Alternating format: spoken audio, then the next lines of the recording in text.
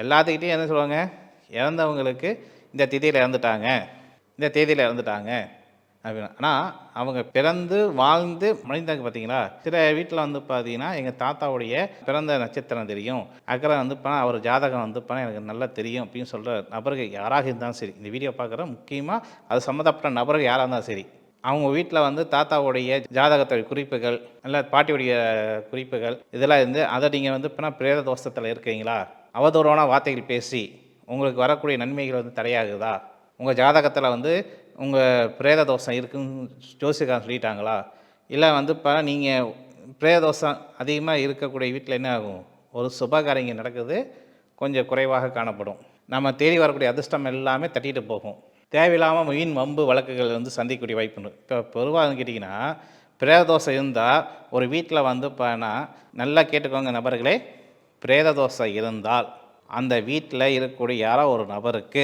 கைகள் ஊனமாகும், கால்கள் ஊனமாகும், கண்கள் பார்வையற்று போய்விடும்.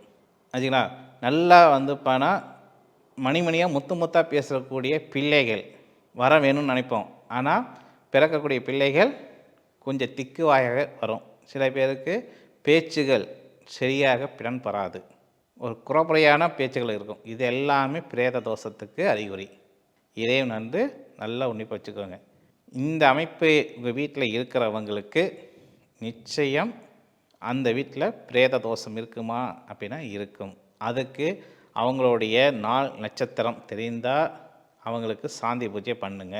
தாத்தா பாட்டி தந்தையை தாயார் ஆச்சுங்களா, உங்களுடைய உடன்பிறப்பு.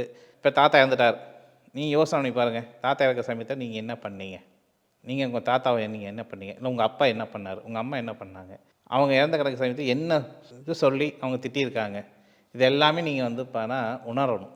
அதுக்கு தகுந்தாப்புல அதுக்குண்டான பரிகாரத்தை நம்ம எடுக்கணும் ஆச்சுங்களா. அப்போ பிரேத தோஷம் இதெல்லாம் வருமானா நிச்சயம் வரும். சரி, இது ஒரு வகை. அடுத்தது